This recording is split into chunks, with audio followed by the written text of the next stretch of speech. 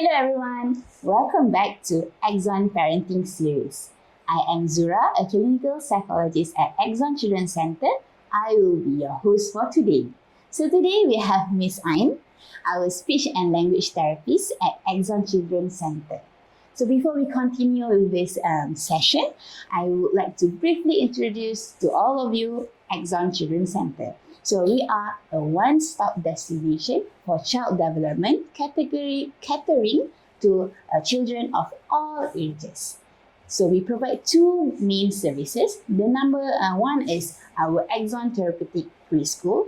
It is an early intervention program for children with special needs. And also we have our therapy and child development services where we provide diagnostic assessment and also interventions. So our team of experts consisting child and adolescent psychiatrists, a clinical psychologist, occupational therapist, speech language therapist, physiotherapist, and also a clinical dietitian. Alright, so now let me introduce our speaker for today, Miss Ain. So Miss Ain, she holds a bachelor degrees in speech science from University Kebangsaan Malaysia. Yeah, and she has about 3 years of experience in this field.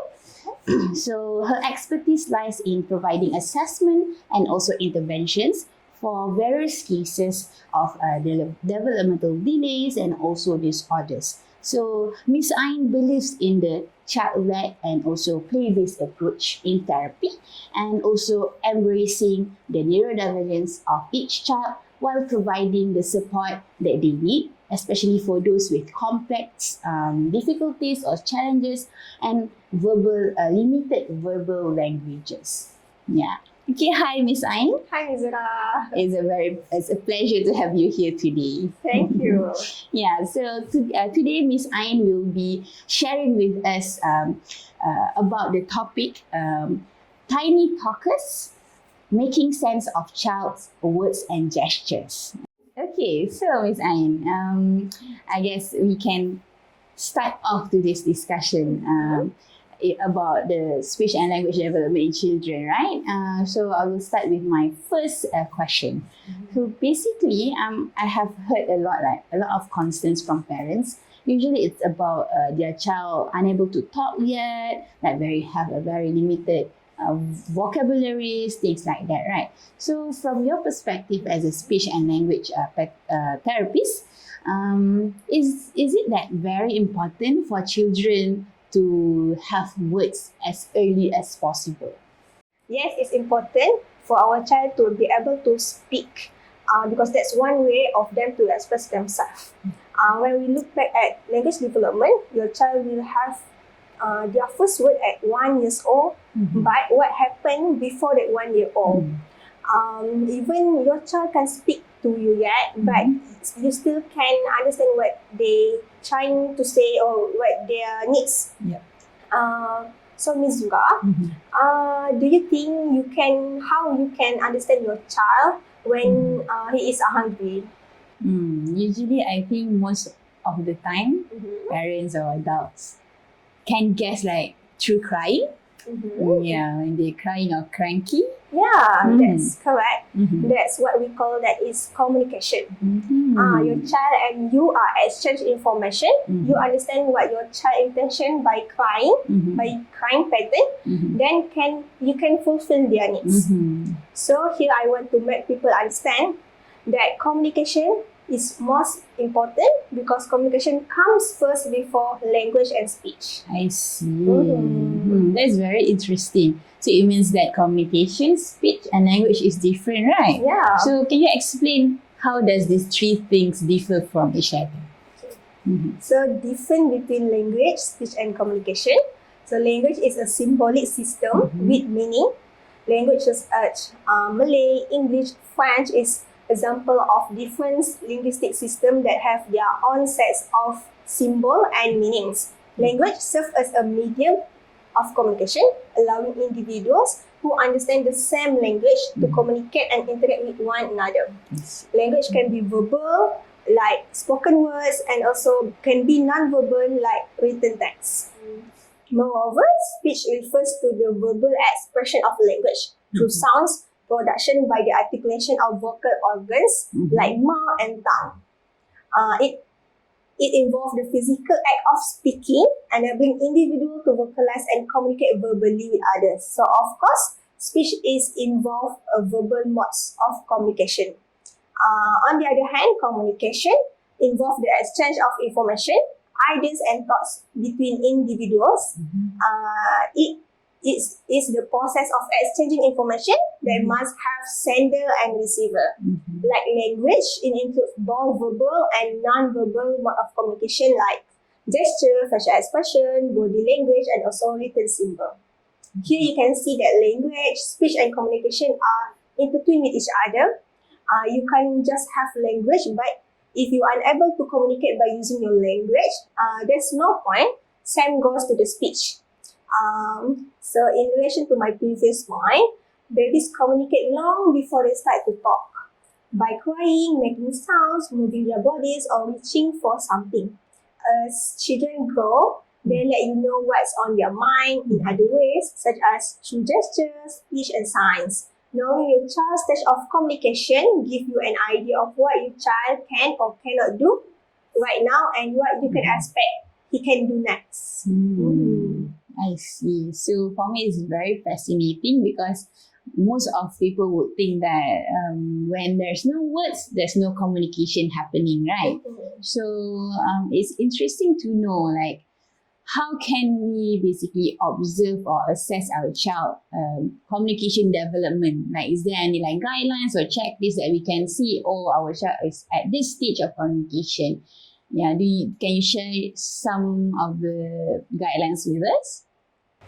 We divide our early years of communication development into 4 major stages. First is discoverers, second is communicators, third is the first word user, and fourth is combiners. So first discoverer is the earliest stage of learning to communicate. He doesn't yet communicate deliberately. He just react to how he is feeling and to what is happening around them. In the beginning, crying is the best way a discoverer has to let you know that he needs something. The discoverer also communicates through facial expression, body movement, and he may turn away if he doesn't want something. The discoverer begins to explore his world more. He reaches for objects or people or move towards them. Parents have to pay close attention to learn what a discoverer is interested in. Communicator begins to send message with a specific purpose in mind, even though he is not using words yet. He communicates with you by looking at you, making gesture like pulling hand, pointing or giving the object to you, and making sounds. The communicator might keep trying to get his message across until you respond the way he wants. He understands most of what you say if you keep it simple. And next is the first word user. The first word user may imitate words that he hears you say, or he may begin to use words all by himself. He starts by saying one word at a time. First word user will use words that are familiar and important to them. In your child's world, like mama, dada, juice, meow, or up. Along with these words, he will continue to use gestures, sounds, and facial expression. A first word user may also use one word for many different things. Like juice might refer to any drink, or meow might refer to any animal with 4 legs. You can figure into his action, tone of voice, gesture, and facial expression. It may be difficult to figure out at first at your child early words means, but once you figure them out, you may be the only person who recognizes them. And the last stage of learning to communicate is combiner. Often by the time a child uses about 50 single words, sign or picture, he is ready to begin putting them together in combination like more juice or mommy up. This word combination sometimes send a clear message as in one teddy. However, you may need to look for clues to figure out exactly what a combiner means. He relies less and less on gesture to get his message across. So, your child will start to learn how to ask questions, like putting the higher intonation at the end of sentence, like mama eat, like that. So that's all the 4 major stages of communication of your child communication development. I see. Yeah. So if I may summarize what you just shared with all of us. So basically the child communication start off with discoverer, where he will learn through his explore through his experience first, and then he started to be able to become a communicator, whereby he used what he has learned before during the discovery stage, right? So with that, he communicates more purposefully, and then when he started acquire the first word, so he becomes a first word user, and eventually he will get more words, which then he will started to combine the words, then he will become the combiner. Yeah, so that is very detailed and very informative for all of us. So yeah, I would like to know. I think we all want to know, like, at what age should our child reach these different 4 major stages that you just mentioned? So these 4 major stages of communication development is from hand and it text to talk. So according to the hand and it text to talk, the stage of communication doesn't have any age equivalent to each of stage. You just need to match your child communication behavior to the description I just told you. However, according to other developmental checklists that match with the 4 stages description, you can find your child will be in a discoverer stage from birth until 8 months old, and communicator is ranges from 9 months old until 12 years old, 12 months old. So first word user is from 12 months old until 18 months old, and the last one combiner ranges from 21 months old until 30 months old. Okay, so it means that from what I understand from your point is that there are ranges of ages. It's not like by this age there must already reach. So it is a range. So I would like to know, like, does communication comes naturally, or like we need to teach them for them to be able to learn? Yeah. So how does it happen basically? So they learn to communicate gradually as they spend time with the important people in their life, in which they are parents. You and your child have been communicating since he was born. Through this communication, you have developed a strong connection to help him become the best communicator he can be. You just need to build on the connection you already have in order to help your child communicate to the best of his ability. You will find that everyday situation like getting him dressed or putting him to bed are ideal times to use these strategies. I see. So it seems like parents are playing a big role in helping the child learn to communicate. I can see that it means that even though the communication comes naturally through natural play or natural conversation, but there are important key persons to basically help guide the child to learn, right? So is there any like specific roles that the parents should do or should play when they are with their children in like to help them develop their communication skills or level stages? Yeah. Absolutely. Every day, as you and your child interact, you play a variety of roles. Many things influence these roles, such as your personality, your idea about being parents, and your child communication difficulties. Let's look at some typical parents' roles. We have 7 parents' roles as their communication style: the director role, the tester role, the entertainer role, the helper role, the mover role, the watcher role, and lastly, the tune-in parents. So there's a lot of roles that parents can take, right? Yeah, so I would like to know, like, can you explain like each of it briefly? The director role, when parents direct their children's life every day, but sometimes parents play the roles of director too often, and they do most of the talking, telling their children what to do and how to do it. Like, put the carrot in the pot, stir this one first.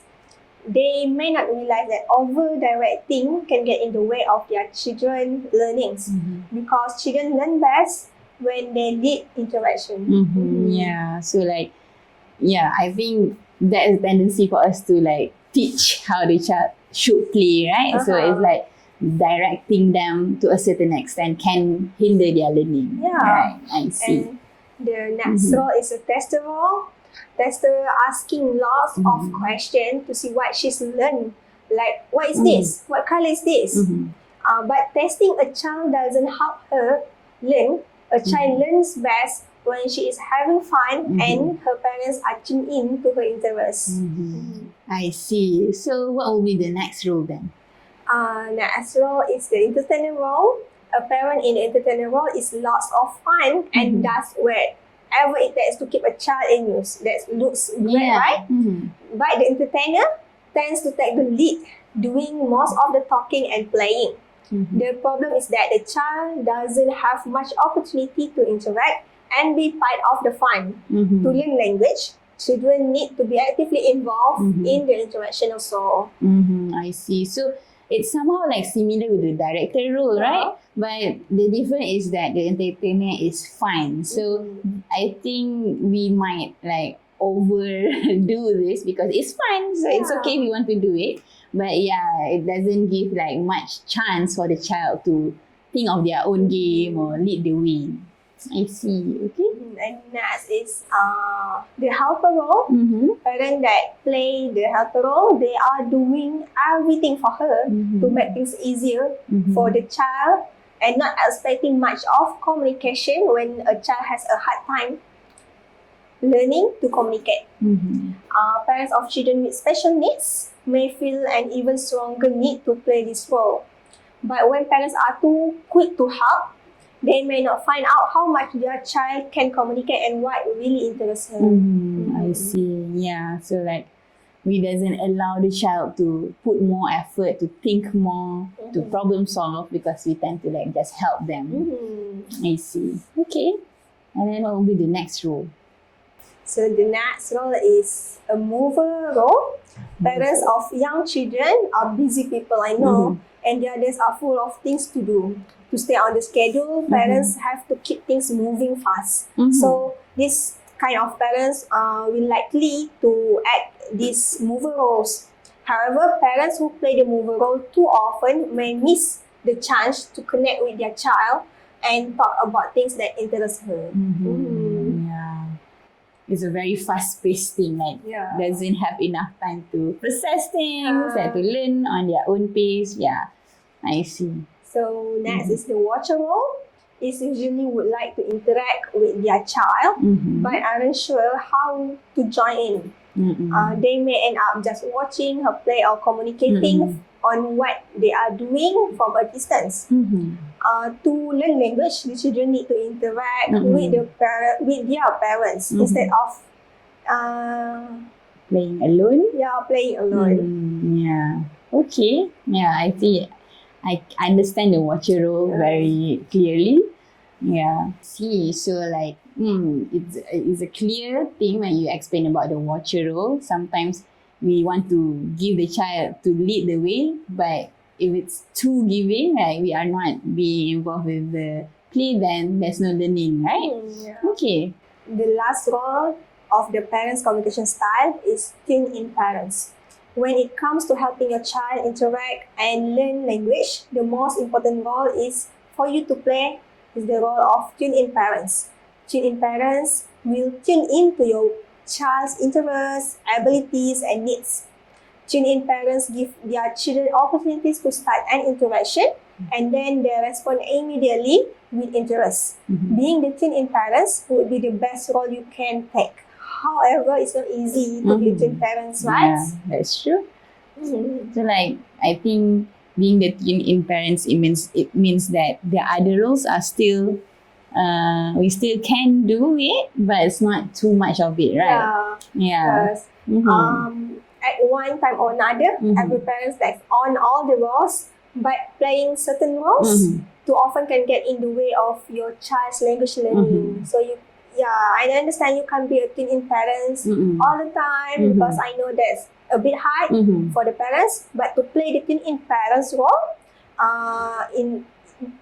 to play the tune-in parents role more often, think about whether you are talking too much. Is it you asking too many questions, or you helping your child too quickly, or you are in a rush pace to be a mover role. So you need to put a pause when you doing that certain role too much. Yeah, so like you need to take a step back and observe. Okay, what role am I doing now? Is it too much? Is it too little? And then you need to basically tune in with the current needs of your child, right? I see. So, I think this will be the last question for today's session.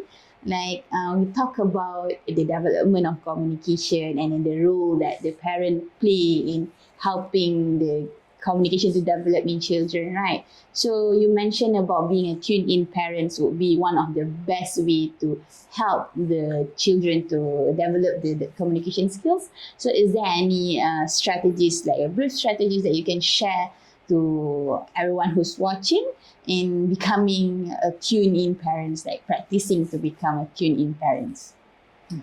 To encourage your child communicate is definitely you need to follow your child leads. But how? One of its the formula is OWL, OWL. So O is for observe. You need to observe your child's behavior first. What he leads you to, and then you can find what interests him the most. Let's be loosen up a bit and don't be direct the role for a moment. Just observe your child's. Next, W is for wait. While you observe your child, you need to give your child a chance to initiate, to get involved in an activity. Don't be the helper role or mover role too much. And the last one, L for listen.